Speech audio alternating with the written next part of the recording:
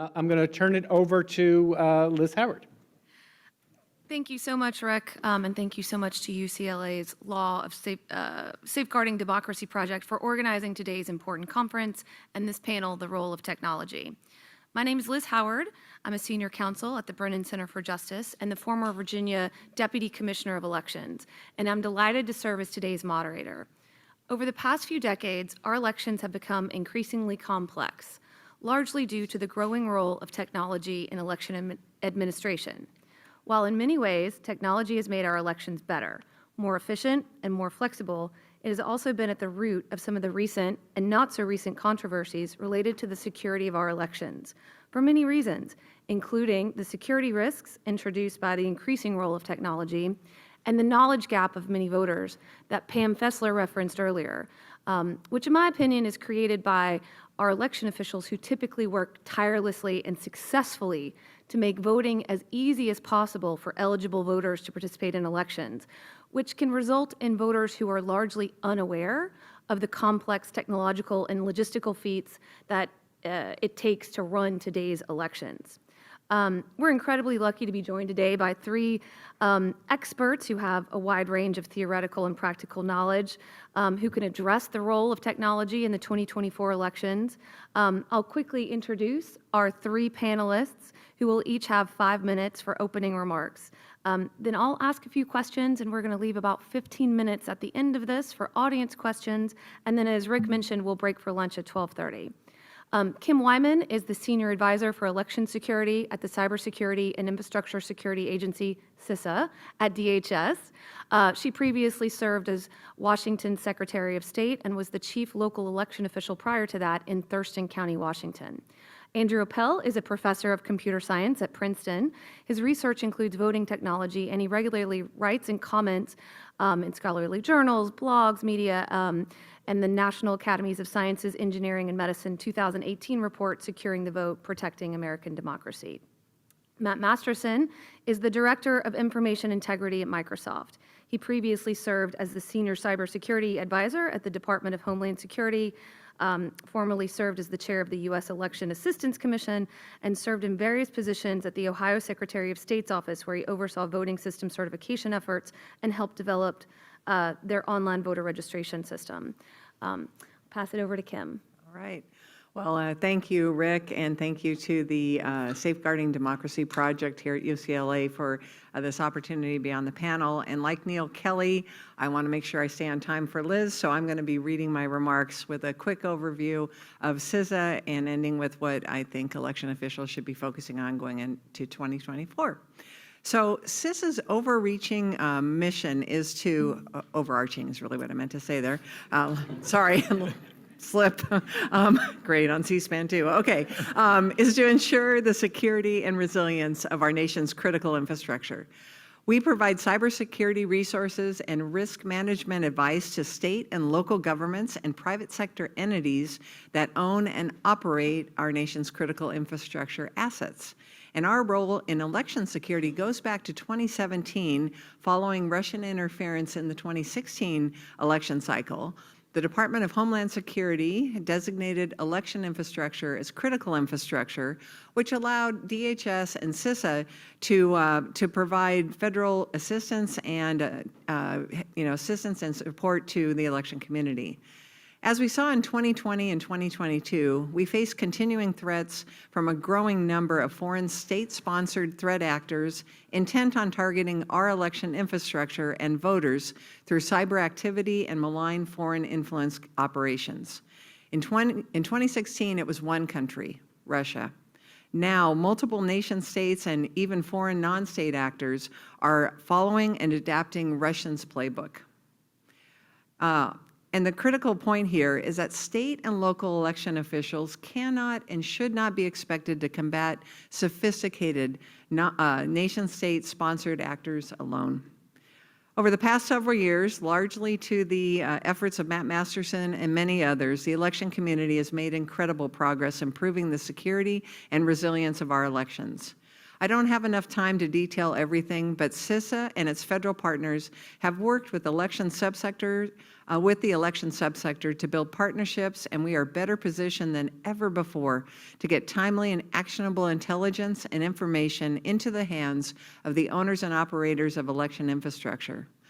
Additionally, our situational awareness on cyber activity and the cybersecurity risk landscape for election infrastructure has never been stronger.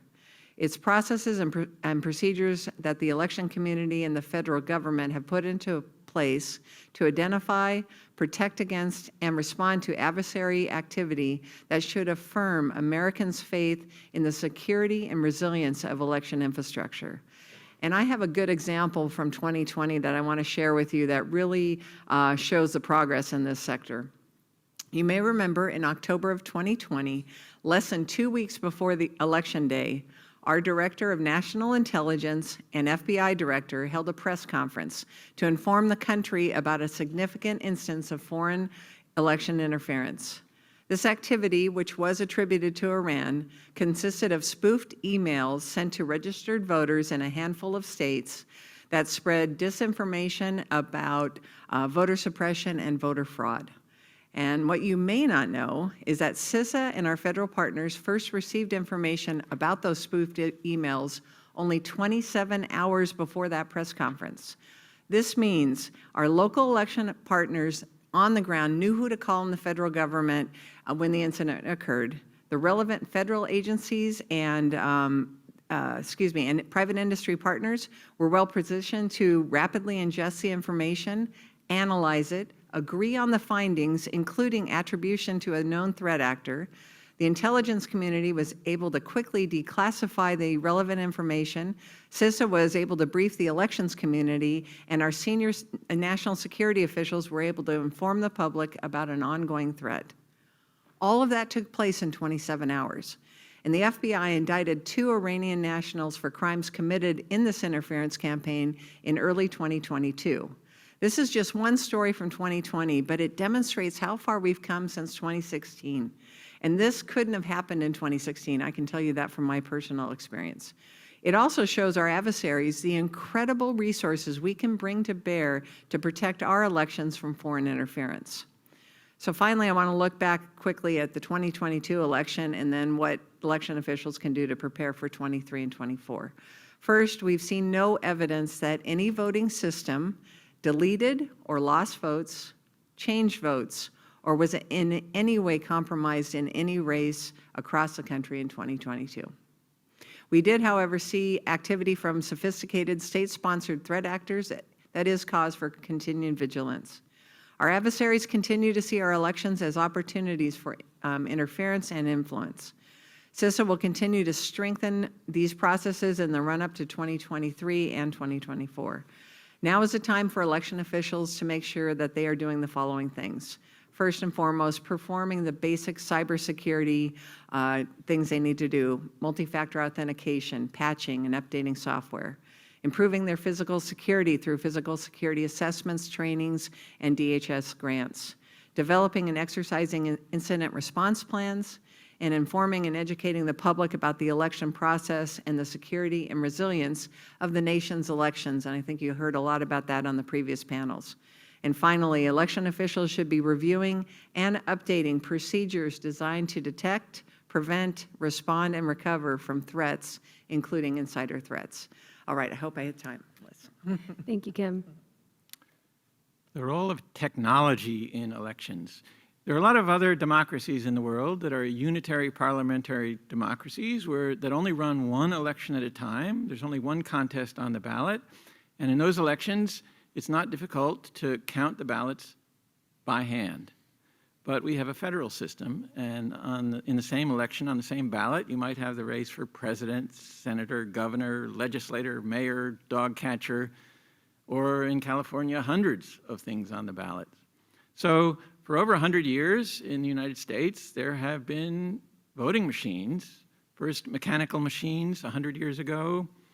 40 years ago, there were optical scanners. 20 years ago, touch screens.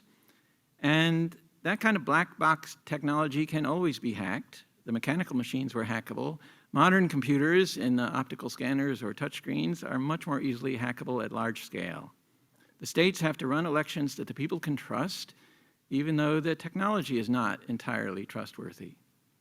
And by 2019, almost every state had come to the correct conclusion that the way to do this is to use paper ballots marked by the voters, counted by computers, but recountable by hand. When the computers aren't hacked, which we think is almost all the time, they're quite accurate and reliable. And when some citizens asked after the 2020 elections, were those computers hacked? Can we recount actual paper ballots? Several states did recount their paper ballots, and those recounts showed that there was a result that was reasonable to trust. So use technology in a way that saves time and improves accuracy, but with a transparent way of demonstrating to the skeptic that the technology didn't cheat. Unfortunately, in some jurisdictions, there are some gaps. Elections are run in a way that makes it difficult to audit whether technology malfunctions or technology hacks could alter election outcomes. There's still time to address many of these issues before the 2024 elections. For example, having paper ballots doesn't do any good if you never actually look at the paper.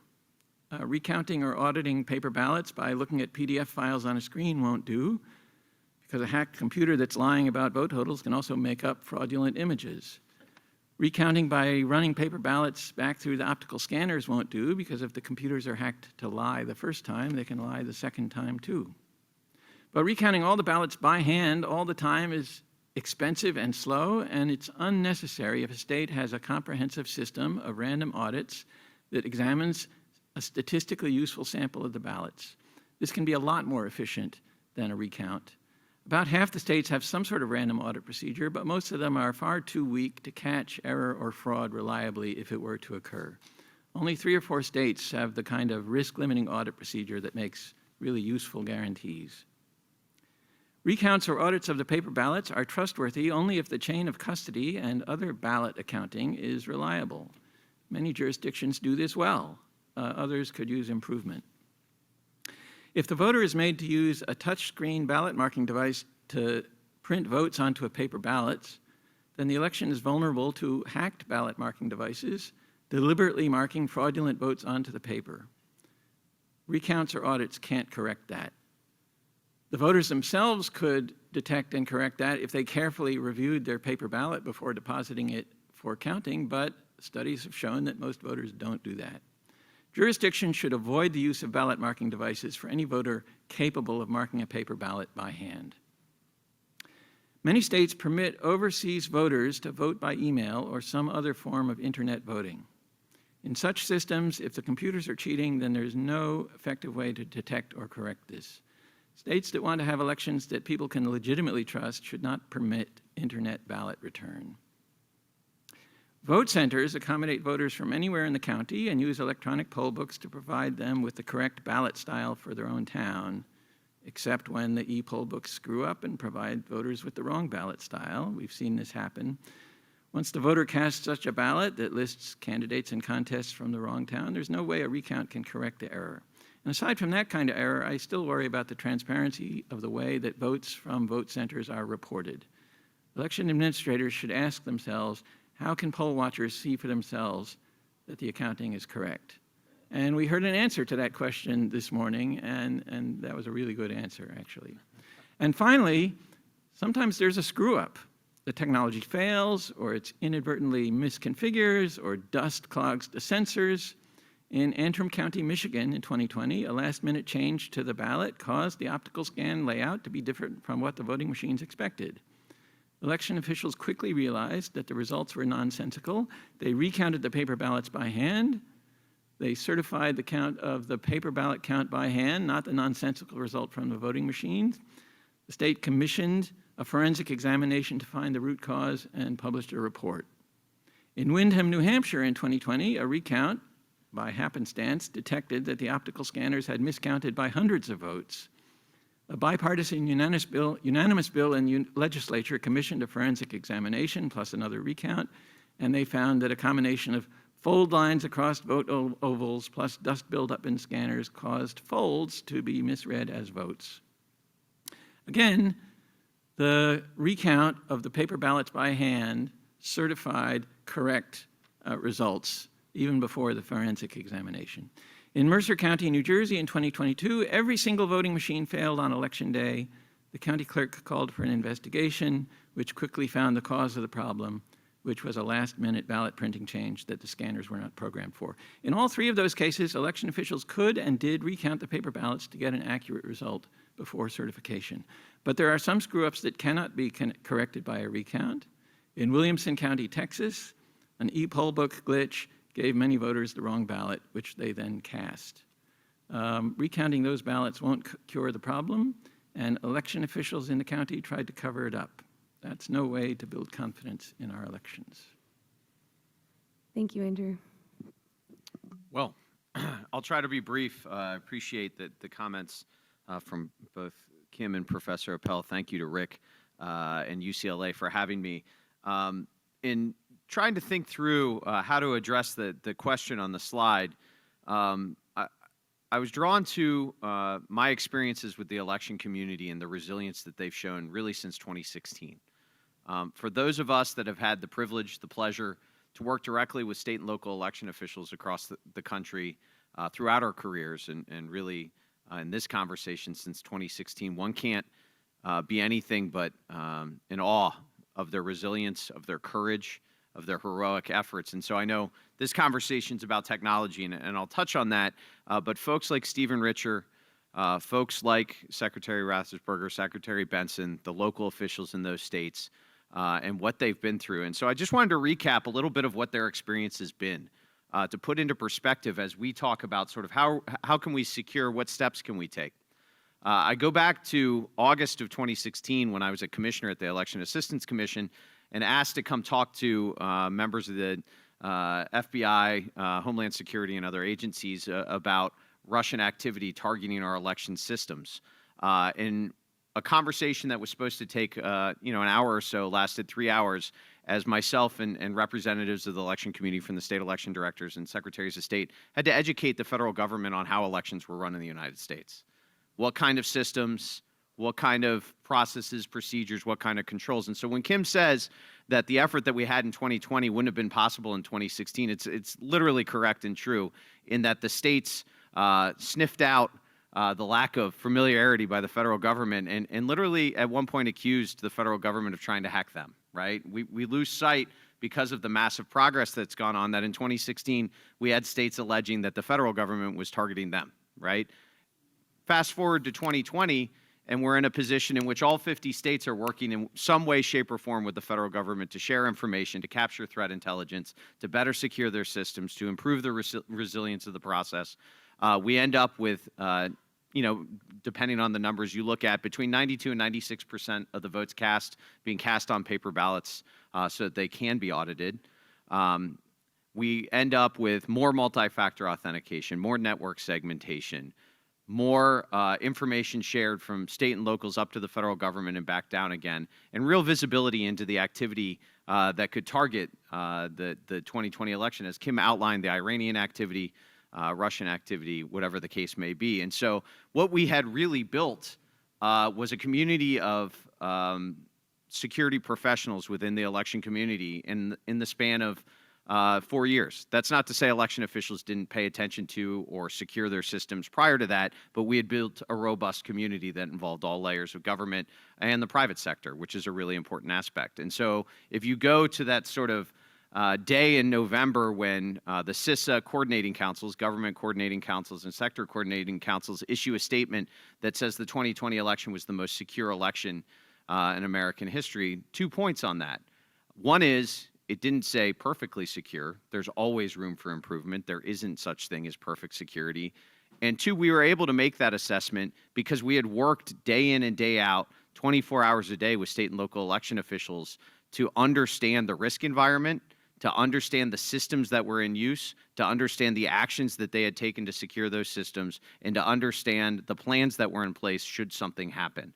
And so it was informed by years of work, bless you, working with those folks to do that. And so then as we look forward to 2022, the reality is that the security of the systems in place improves more, right? 2022 had additional security controls in place, had additional information that state and local election officials were sharing, and that'll be the case in 2024 because this community is robust and established. So what challenges do we face within this technology community? The first is turnover. We heard it on the first panel. We heard allusions to it on the second panel with the media. The reality is that what election officials went through from 2020 through 2022, the threats, the harassment, the targeting has resulted in an exodus. And I think Neil shared some numbers on how many have left and how many are leaving. This is significant not just because this is experience loss, but these are members of this community that we had taken time to work with to establish understanding of what are the risk tolerances, what are the systems that you use, how can you mitigate risk to those systems, what steps do we need to be taking together. And so now, I think as we pivot towards 2024, there's an opportunity. There's an opportunity for CISA. There's an opportunity for those of us in the private sector. There's an opportunity for state and local election officials as a community to band back together and rededicate themselves to some of the cyber work that we were doing from 2018 to 2020, because there's a whole new community of election officials that have come in that didn't experience 2016, that didn't experience the confusion, the surprise from what was the blatant Russian targeting of our election systems, may not have even gone through 2020 and what we experienced with the Iranian activity. And so I think the starting point for that needs to be establishing risk and establishing our understanding of risk. Professor Appel has correctly identified voting systems and vote tabulation is a really important element of this risk. But the reality is that the complex systems that make up our election IT environment in many counties are the most complex IT environment in the county. They have more assets, more systems that they run countywide than anywhere else in the county. And if you're a new election official walking into that job, think about what you're walking into. You're walking into an environment with threats and physical threats to address. You're walking into an environment where you're likely being handed hundreds, if not thousands, of FOIA requests that you need to respond to that have been inundating election offices. And you're walking into an environment where someone has to break down the complex IT environment for you to understand, okay, what is your voter registration database? What are your e-poll books? What's your online voter lookup tool? What's your polling place tracker? What's your election, right? This is a complex IT environment, and many of them have never experienced it before. And so as I look at 2024 and I look at some suggestions, it's anchoring ourselves in three concepts as we address the systems that help support our election systems. And that is, what kind of transparency can we offer to these systems, the data that they produce, and the information that they provide? How can we better address that? I give enormous credit to Stephen Richer and Maricopa County with the absolute transparency that they offer around the processes, procedures, information, the responses. How can we support election officials who are in a zero-sum environment from a funding standpoint and resourcing standpoint to help them address some of those transparencies? How can we better invite bipartisan or multi-partisan participation in the process, including with the technology? Many states require, for instance, bipartisan teams to conduct logic and accuracy testing of the voting systems in a public environment. Are there additional opportunities that we can offer? Bipartisan audits, bipartisan evaluation. The Colorado Clerks Association has a bipartisan effort right now to look at their voter registration system and voter registration data and how they maintain that. These are all positive steps that we can take to better inform it. And then third is increasing and continuing to support the professionalization of election officials.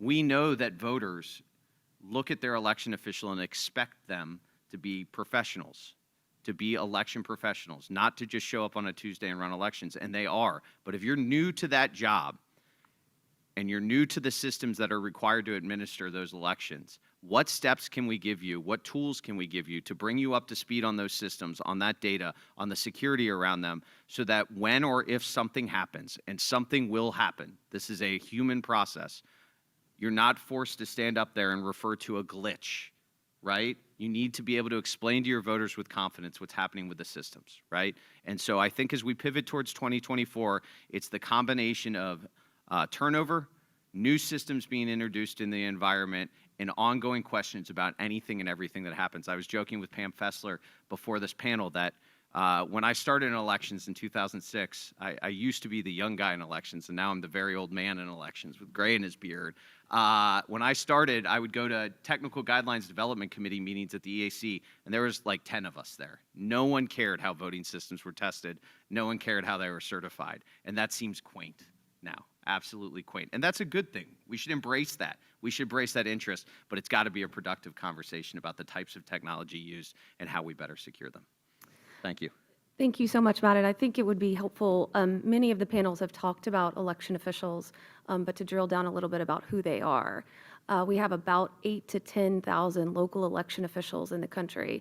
And with many thanks to one of today's sponsors, Democracy Fund, they did a little bit of additional research.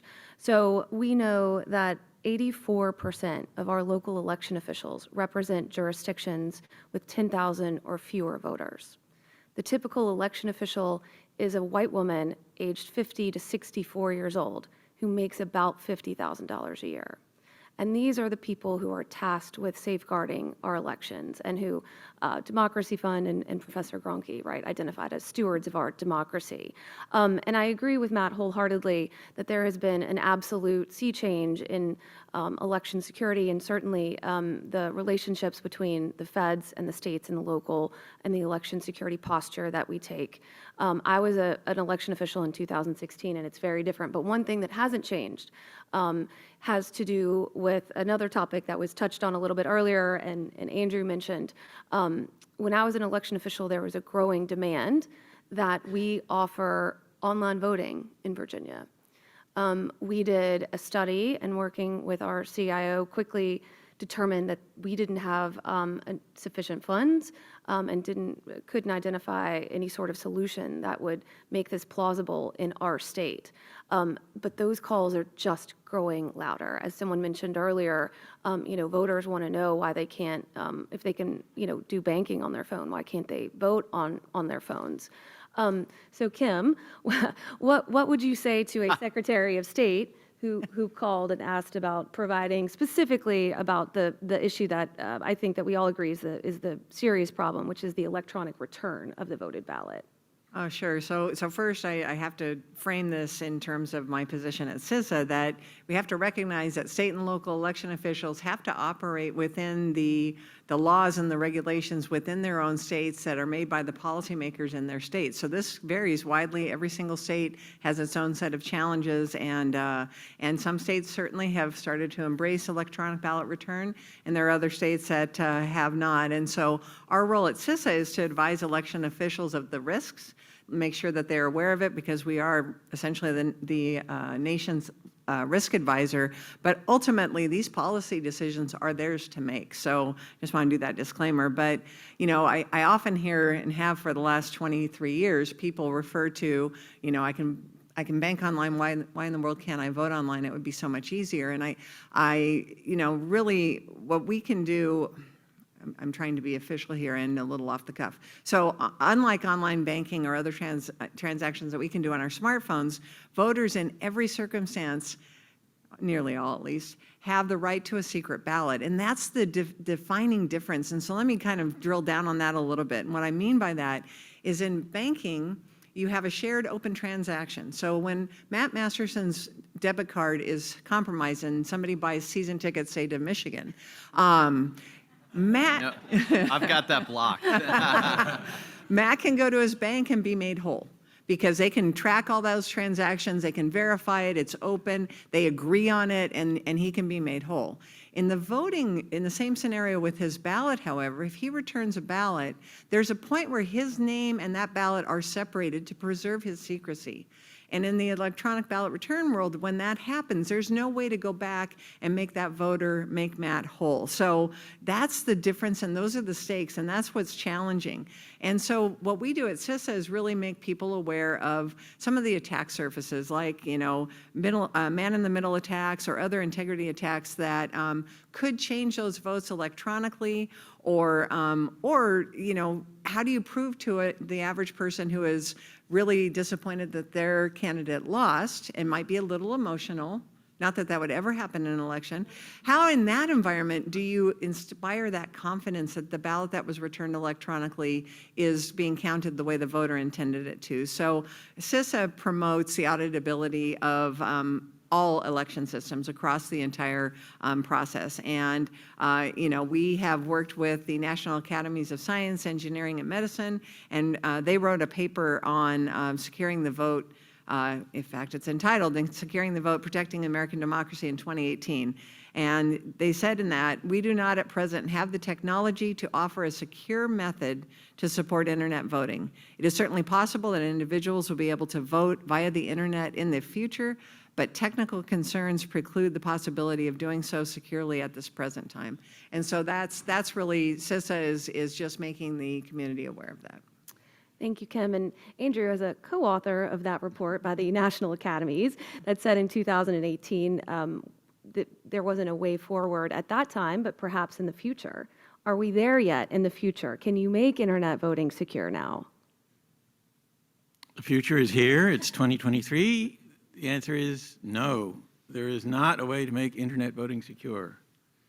So I could unpack for you the many layers of insecurity that come with any computer, including any voting system.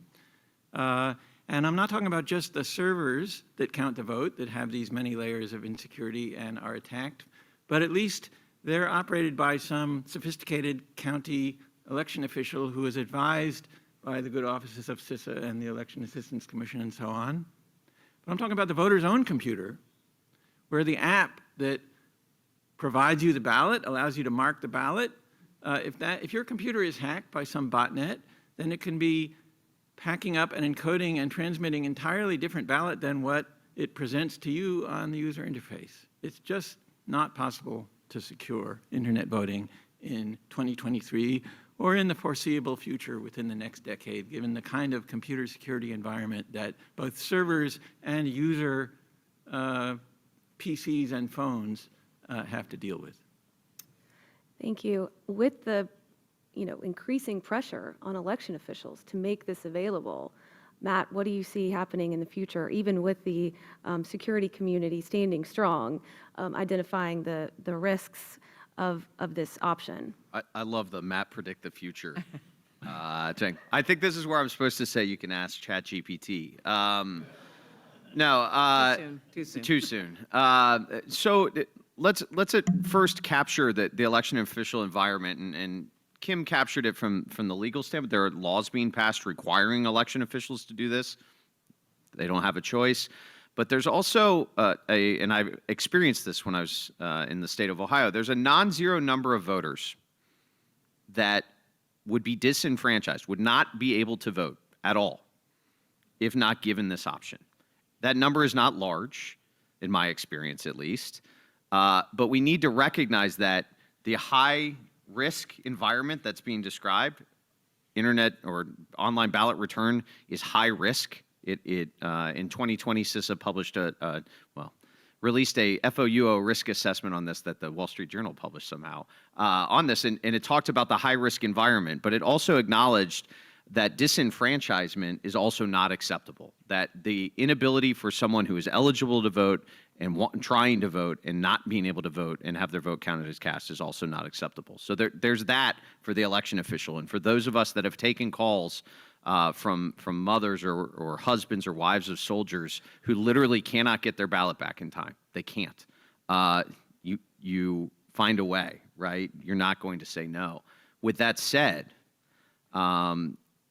the technology is not there yet, and so looking ahead, I think Stephen referenced this concept of the ability to have a receipt. We need to be able to find a system that not only can be secure, but we can offer the evidence after the fact that it's can be audited, and we're just not there yet. There's not a system that allows that level of auditing, and I think that's particularly important in this current environment. I find this discussion to be particularly fascinating post-2020 in an environment in which, when I was coming up in elections, the phrase was always, oh, we need to make sure to convince the loser that they lost. Well, the environment is now, we need to offer enough information, enough evidence, enough conversation to voters that even if the loser not only doesn't accept but actively attempts to undermine the results, they have facts and information and data to back up the results of that election. And the challenge with online ballot return is you can't offer that type of verifiability, that type of auditability at present. And so that's where the focus has to be, so that we can offer that kind of evidence. Thank you. And, you know, y'all seem rather unified with identifying risks associated with the use of technology. But going back to, I think, something that Rick mentioned earlier, there is a movement to pressure election officials to stop using voting machines to tabulate the ballots at all. And maybe we can just discuss this, but, you know, what would you tell the Shasta County, California officials who are currently contemplating getting rid of all of their voting machines and mandating an initial hand count? How many contests are on the ballot in California, right? And Anyone? how do you assemble teams of election workers who have already been working the polls all day for 12 hours to count those accurately? And in many counties, how do you find bipartisan teams? There are a lot of non-bipartisan counties in this country. You know, the reason that we have machines to count the ballots in this country is just how much democracy we have, how many different contests there are, right? The voting machines, for all that they're not perfectly securable, are really quite accurate and reliable when they haven't been hacked. And I think that's really the only realistic option. In those counties that have done hand counting within the past 20 years, some small rural counties in New Hampshire or whatever, it's still noticed that there are sometimes errors in the hundreds column when they add things together. And that's in a state where there are very few things on the ballot and small counties with, 10,000 voters. It's just impossible to imagine, really, counting the ballots by hand accurately and in a trustworthy way at the kind of scale that you would need. Auditing and recounting by hand of specific contests or of specific small random samples of the ballot, that's entirely feasible and necessary as a check on the computers. But the first count, it's impracticable to do by hand in most places.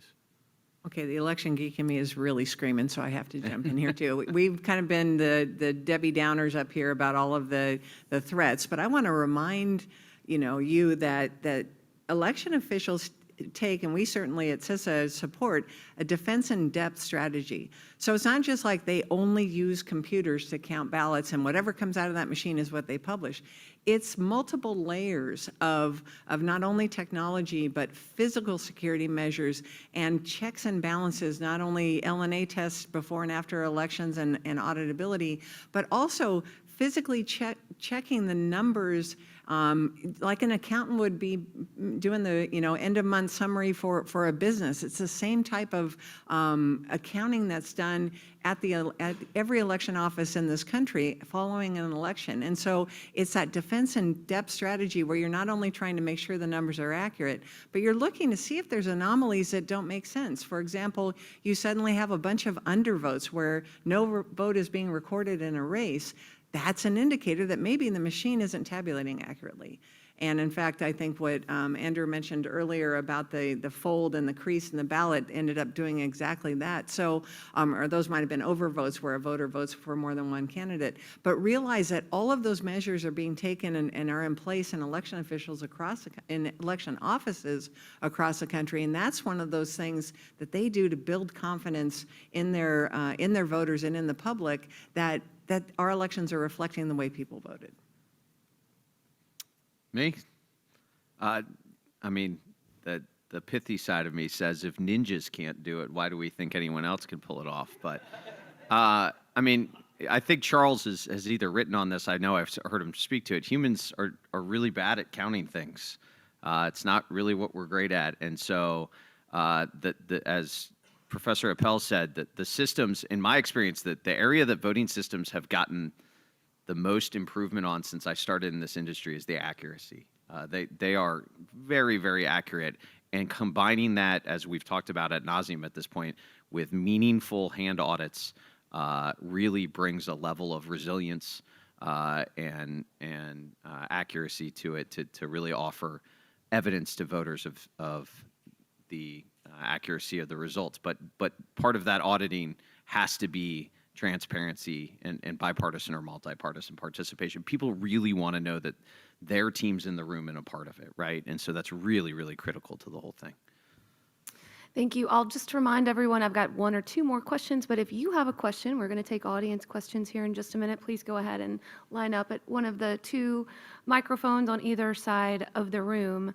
Andrew, I was recently on a panel with your good friend and co-author of your recent article, Evidence-Based Elections, Philip Stark, talking about, the increasing role of technology has resulted in the fact that voters need additional evidence to provide confirmation of the accuracy of the outcome. And correct me if I'm mischaracterizing this, but Philip said that the amount of evidence is keyed to the reasonable person standard. So, in other words, the election officials need to provide sufficient evidence to satisfy a reasonable person that the outcome is accurate. Can you talk a little bit about where you see that line and the reasonable person standard there? Right. Well, the reasonable person can't really see into the black box that's the computer that counted things. So how can you demonstrate to that person that the election outcome claimed by the election system is the correct outcome? I'm not talking about the exact percentage of the votes, but just the outcome, who got elected. And it has to start with ballot accounting. That is, the number of people that signed the poll book in each election district and how many votes there are. Where is the physical batch of paper ballots that correspond to those people and those votes? This sort of basic election accounting that's been understood for, 130 years by now, needs to be done well. It would help if you had a bipartisan team of people transporting that batch of ballots to the vault at County Central where they're kept in case of an audit or a recount. And then, as I said, because a full recount of every race on the ballot by hand, in case you didn't trust the computers, is impractical, there are modern statistical methods called risk-limiting audits that can guarantee that if the computers gave an inaccurate outcome, you can get an X percent, let's say 95% chance of correcting it by calling for a hand recount, and a 0% chance of changing a correct outcome to an incorrect outcome. So this combination of procedures, which some states, let's say 5 or 6, are now well on their way to achieving, is the kind of evidence-based demonstration that the election outcome in this election and each and every election in which these procedures are followed is accurate. Thank you. I see Stephen over there with a question. Good to see you, sir. Real quickly, are there any technologies in either the voter registration or tabulation world that are coming down the pipeline that you're excited about? And then 2, when we went out to bid for RFP in 2019 for a tabulation system, there were only 3 companies that put in, despite being the second largest voting jurisdiction, ES&S, Dominion, Clear Ballot. What has to happen to get companies like a Microsoft or some of the greatest technology companies in the world, you're welcome for the plug, to participate and be excited about the election technology ecosystem, despite the fact that it doesn't happen on a daily basis and there are, it's only government payer? Yeah, I'll go first. I didn't even tee you up for this question, but I appreciate it. So Microsoft is involved in this in work that we do around something called Election Guard. So Election Guard is an open source software kit available for the private sector or others to take and use to run what's called end-to-end verifiable elections. And this goes to one of the sort of points you had on your panel, which is about you can't provide a receipt of how someone voted. There's the voter coercion, vote selling, all the challenges, voter secrecy. But what end-to-end encrypted systems attempt to do is provide you with information that allows you to go back and check that your vote was included in the count and that it was counted as cast without revealing what the actual votes were that you put on the ballot. And so we've had a partner in Hart InterCivic run a couple of pilots with us in actual elections, including most recently in the last election in Idaho. We have other partners participating. We partnered with Ben Adida in Wisconsin a couple years back as well. And I don't know that election guard or even end-to-end voting systems are the panacea. I wouldn't present it that way, but I think it offers a foray into the types of evidence we need to offer to begin to tackle sort of the verifiability question. You wouldn't do this in lieu of audits. You'd still audit, but it offers another layer to the individual voter to check and say, okay, my ballot, it's the last step in the tracking process, if you think of it that way. With you all, you're able to track, okay, I've requested a ballot, the ballot's in the mail, I've received the ballot's back in the mail, the ballot's been processed, the ballot's now in for tabulation. That last step is, was the ballot included in tabulation and was it counted as cast? And that's what election guard or end-to-end systems offer. And so I'm excited about that and what the possibilities are with that. And Microsoft helped develop that with several other partners and are continuing to work on it. So that's one. There's, we've got the website up on it and things like that. That's an investment we're able to put in to the community that I think leads to a really important conversation around verification, verifiability of results. Anyone else? I would just say, echoing some of Secretary Benson's comments earlier, that, it would be an important step in the right direction and would encourage additional players in this market if the federal government paid their fair share of our elections and provided consistent funding to our state and local election officials who are responsible for administering and paying for federal elections. And we'll go over here to the next question. Yes, thank you. Ray Lutz with Citizens Oversight. We happen to have a ballot image auditing platform that we're now talking about. Man, come and get a piece of paper if you'd like to learn about it. My question is, let's first agree that transparency is very important for dispelling all of the misinformation. There's been some talk about how there's so many FOIA requests piling up and the election officials can't accommodate them. Why aren't they just posting this material on the website? If they have one request for one piece of material, why isn't it then public for everybody to see? Is it trying to make money? I mean, I don't understand why they can't just post things. Why aren't the ballot images and cast vote records be posted?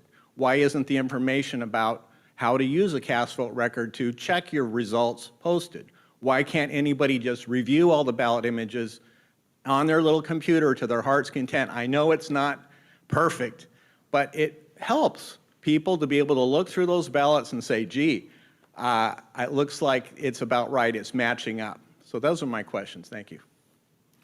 Let me just say one thing about cast vote records, right? A cast vote record file is one line per ballot of what votes were cast on that ballot. It's an electronic file that's created by the optical scan voting machine or other voting machine as it counts the ballots. And the cast vote record file is an important record. You should be able to add up all those votes, and you'll get the result is sort of the claim by the voting machine of what votes were on each ballot. And in order to preserve the secret ballot, it's important that the lines of the cast vote record be in a random order compared to how the ballots were actually cast. Because if you could watch the voters cast their ballots at specific times of day in a voting machine and then read the cast vote record file later to see what their votes were, that would totally compromise the secret ballot, and voters would feel that they can be coerced into voting a certain way or they can sell their vote. That's the purpose of the secret ballot. And what it has been found recently is that some models of voting machine do not randomize their cast vote record orders sufficiently that it can't be decoded. And so if it would be well worth working towards improved randomization of cast vote record order so that it would be safe to publish cast vote record files on the internet as a way that everybody could see what the claim is by the voting machines about what votes there are and be able to follow the audit, actually, of the actual pieces of paper that correspond to those cast vote records. But there is a little difficulty now in that if the cast vote record files are not adequately randomized, it really could compromise the secret ballot. I think this is actually a fixable problem, but it hasn't been fixed in the current generation of voting machines yet, and so that could be one of the reasons that election administrators are reluctant to post that file. Just a couple thoughts. One is, I can assure you it's not for money, because there wouldn't go into elections if it was for money, right? Election officials are not pursuing that. There's a variety of challenges on this, including state laws around what can and can't be posted, what can and can't be shared. Some states do allow it now. There's conversations happening with that. There's also the challenge that, and this is, man, I should have had you all get coffee. This is a technical thing I'm excited about that'll put you all to sleep, and that's a common data format. If the systems that we use in elections, from voter registration to e-poll books to voting systems to ballot lookup tools and things like that, had a common data format in which we could seamlessly share this data across these systems, what you're requesting would be trivial in many ways to be able to do, as long as we handle some of the privacy concerns and the things that Professor. Right now, none of that takes place within the systems that we have. The data, for instance, exchanged from a voter registration database to an e-poll book, sometimes even if it's from the same vendor, has to be paid to be translated to be put onto the e-poll book in order to be used, right? So the seamless use of data in elections is an area that we could have a lot of modernization, a lot of improvement that I think would improve transparency, would improve the quality of the data and the reporting of the data, and is, I think, in the rare space of sort of non-controversial. Right. And I think you could have given that response 10 years ago, and the situation has not improved It enough. has improved. It has a little. There is a common data format that NIST has been publishing around election technology. So that is better than we were 10 years ago. Now we need industry, election officials, we need to gain momentum behind use of that data format. But I do think it would help to begin to tackle some of the things that you're discussing. And I just have to, give some context to Matt's point. You're talking about 50 different state laws and public records requests.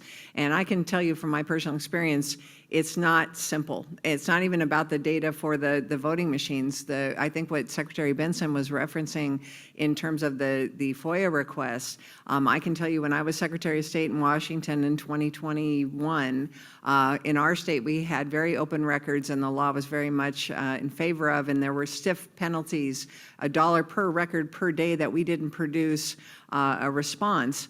The stakes are very high, so you want to make sure you're getting it right. And I can tell you that our state required a response within 5 days, and then if we couldn't do it in 5 days, we had to tell the requester how long it would take. And to give you an idea of the scope and scale of what we were facing, and this was 2 years ago now, we were 2 years out in responding.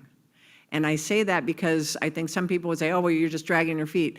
The requests were very specific. They would ask for virtually the same thing, but it would be slightly different. So I couldn't just put out that first request and take care of the 10 that followed it.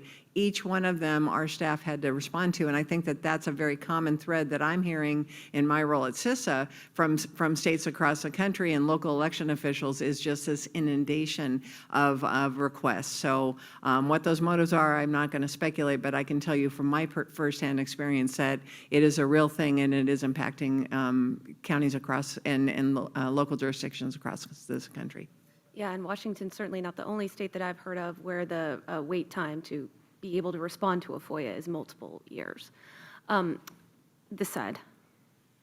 Yes, my name is Rick Moskowitz. I'm a graduate of UCLA School of Law, and I'm in my day job now, I'm a criminal prosecutor for the state of California. My question is directed